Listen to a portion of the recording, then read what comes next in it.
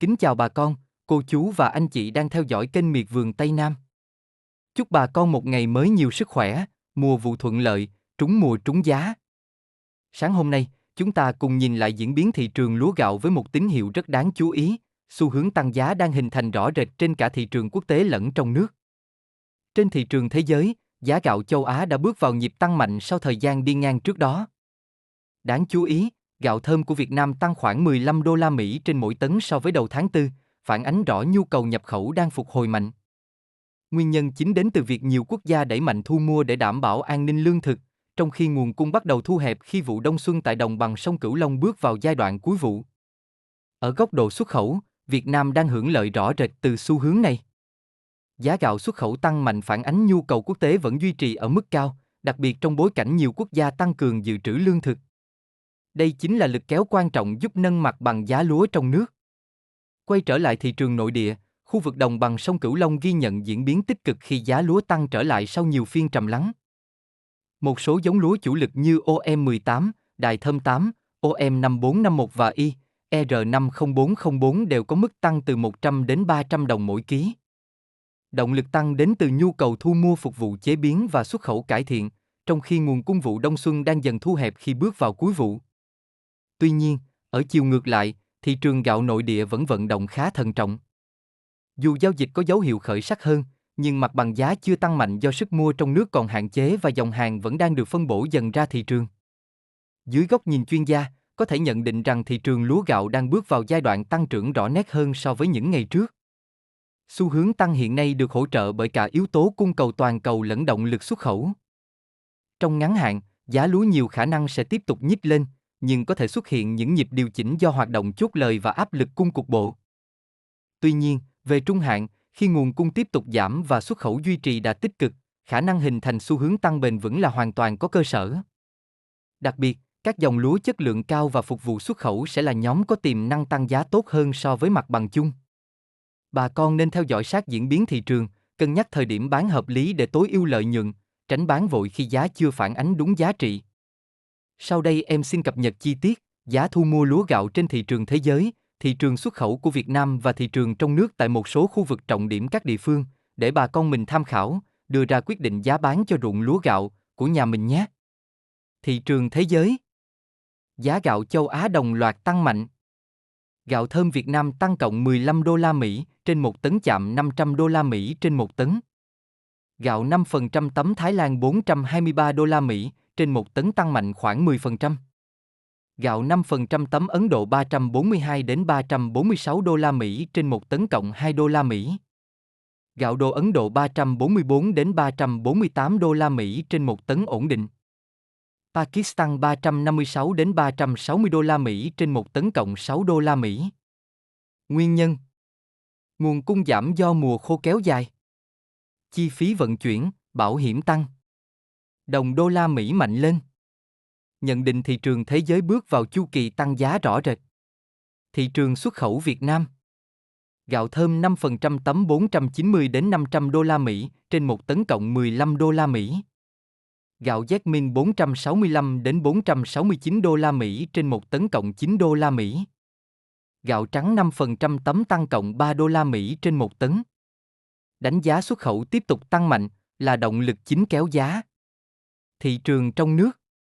Giá lúa tăng trở lại rõ rệt. Giá gạo nội địa ít biến động, giao dịch chậm hơn. Nguồn cung đang giảm dần cuối vụ đông xuân. Diễn biến. An Giang giao dịch khởi sắc, giá lúa tăng. Đồng Tháp gạo đẹp nhích giá. Một số khu vực khác giao dịch ổn định. Nhận định lúa tăng theo xuất khẩu, gạo nội địa còn thận trọng. Giá gạo nguyên liệu thành phẩm. Gạo Y, R504 thành phẩm 9.500 đến 9.700 đồng trên một ký. Gạo nguyên liệu Y, R504 8.000 đến 8.100 đồng trên một ký. Tấm thơm 504 7.600 đến 7.700 đồng trên một ký. Cám 10.500 đến 11.500 đồng trên một ký. Giá duy trì ổn định. Giá lúa tươi các khu vực.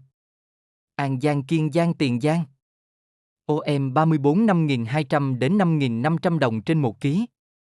OM 5451 5.700 đến 6.000 đồng trên một ký. Y, R504 5.400 đến 5.700 đồng trên 1 ký. OM18 6.200 đến 6.500 đồng trên 1 ký. ML202 5.700 đến 6.000 đồng trên 1 ký. Đài thơm 8 6.200 đến 6.500 đồng trên 1 ký. OM385.500 đến 5.800 đồng trên 1 ký. Japonica 6.200 đến 6.500 đồng trên 1 ký. Jasmine 6.200 đến 6.500 đồng trên 1 ký. RVT 6.200 đến 6.500 đồng trên 1 ký. DS1 6.700 đến 7.000 đồng trên 1 ký. Nếp Long An 6.300 đến 6.600 đồng trên 1 ký. Nếp 4625 6.400 đến 6.700 đồng trên 1 ký. VNR98 5.600 đến 5.900 đồng trên 1 ký. Hàm Châu 105 6.000 đến 6.300 đồng trên 1 ký.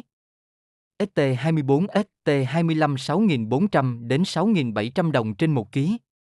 ST24 ST25 vuông tôm 6.800 đến 7.100 đồng trên 1 ký. Lúa Nhật 6.700 đến 7.000 đồng trên 1 ký. Nàng hoa 6.100 đến 6.400 đồng trên 1 ký. Đồng Tháp Bạc Liêu Cà Mau Bến Tre. OM1 6.200 đến 6.500 đồng trên 1 ký. ML202 5.700 đến 6.000 đồng trên 1 ký. Đài thơm 8 6.200 đến 6.500 đồng trên 1 ký. OM385.500 đến 5.800 đồng trên 1 ký. Saponica 6.200 đến 6.500 đồng trên 1 ký. Jasmine 6.200 đến 6.500 đồng trên 1 ký. RVT 6.200 đến 6.500 đồng trên 1 ký. DS1 6.700 đến 7.000 đồng trên 1 ký. Nếp Long An 6.300 đến 6.600 đồng trên 1 ký. VNR98 5.600 đến 5.900 đồng trên 1 ký. Hàm Châu 105 6.000 đến 6.300 đồng trên 1 ký. ST24 ST25 6.400 đến 6.700 đồng trên 1 ký. ST24 ST25 vuông tôm 6.800 đến 7.100 đồng trên 1 ký. Lúa Nhật 6.700 đến 7.000 đồng trên 1 ký. Nàng hoa 6.100 đến 6.400 đồng trên 1 ký. Nếp 3 tháng rưỡi 6.100 đến 6.400 đồng trên 1 ký. OM34 5.200 đến 5.500 đồng trên 1 ký. OM5451 5.700 đến 6.000 đồng trên 1 ký. R504 5.400 đến 5.700 đồng trên 1 ký. Cần Thơ Sóc Trăng Hậu Giang. RVT 6.200 đến 6.500 đồng trên 1 ký. DS1 6.700 đến 7.000 đồng trên 1 ký. Nếp Long An 6.300 đến 6.600 đồng trên 1 ký. Nếp 4625 6.400 đến 6.700 đồng trên 1 ký. VNR98 5.600 đến 5.900 đồng trên 1 ký. Hàm Châu 105 6.000 đến 6.300 đồng trên 1 ký. ST24 ST25 6.400 đến 6.700 đồng trên 1 ký. ST24 ST25 vuông tôm 6.800 đến 7.100 đồng trên 1 ký. Lúa Nhật 6.700 đến 7.000 đồng trên 1 ký. Nàng hoa 6.100 đến 6.400 đồng trên 1 ký. Nếp 3 tháng rưỡi 6.100 đến 6.400 đồng trên 1 ký. OM34 5.200 đến 5.500 đồng trên 1 ký. OM5451 5.700 đến 6.000 đồng trên 1 ký. R504 5.400 đến 5.700 đồng trên 1 ký. OM18 6.200 đến 6.500 đồng trên 1 ký. ML202 5.700 đến 6.000 đồng trên 1 ký. Đài thơm 8 6.200 đến 6.500 đồng trên 1 ký. Trà Vinh Vĩnh Long Long An Tây Ninh. OM 385.500 đến 5.800 đồng trên 1 ký. Japonica 6.200 đến 6.500 đồng trên 1 ký. Jasmine 6.200 đến 6.500 đồng trên 1 ký. RVT 6.200 đến 6.500 đồng trên 1 ký. DS1 6.700 đến 7.000 đồng trên 1 ký. Nếp Long An 6.300 đến 6.600 đồng trên 1 ký. Nếp 4625 6.400 đến 6.700 đồng trên 1 ký. VNR98 5.600 đến 5.900 đồng trên 1 ký. Hàm Châu 1056 6.000 đến 6.300 đồng trên 1 ký. OM 34 5.200 đến 5.500 đồng trên 1 ký. OM 5451 5.700 đến 6.000 đồng trên 1 ký. R504 5.400 đến 5.700 đồng trên 1 ký. OM 16.200 đến 6.500 đồng trên 1 ký. ML202 5.700 đến 6.000 đồng trên 1 ký. Đài thơm 8 6.200 đến 6.500 đồng trên 1 ký. ST24 ST25 6.400 đến 6.700 đồng trên 1 ký. ST24 ST25 vuông tôm 6.800 đến 7.100 đồng trên 1 ký. Lúa Nhật 6.700 đến 7.000 đồng trên 1 ký. Nàng hoa 6.100 đến 6.400 đồng trên 1 ký. Giá gạo bán lẻ. Gạo nàng nhang 28.000 đồng trên 1 ký. Gạo trắng thường 16.000 đến 17.000 đồng trên 1 ký. Gạo thường 12.000 đến 14.000 đồng trên 1 ký. Gạo thơm 17.000 đến 22.000 đồng trên 1 ký. Gạo Jasmine 17.000 đến 18.000 đồng trên 1 ký. Gạo nàng hoa 21.000 đồng trên 1 ký. Gạo tẻ thường 13.000 đến 14.000 đồng trên 1 ký. Gạo thơm Thái 20.000 đến 22.000 đồng trên 1 ký. Gạo Đài Loan 20.000 đồng trên 1 ký. Gạo Nhật 22.000 đồng trên 1 ký. Thị trường quốc tế đang chuyển sang pha tăng tốc với xu hướng đi lên ngày càng rõ ràng, phản ánh áp lực nguồn cung và sự phục hồi của nhu cầu nhập khẩu. Hoạt động xuất khẩu của Việt Nam ghi nhận đà tăng mạnh, đóng vai trò đầu kéo định hướng mặt bằng giá toàn thị trường.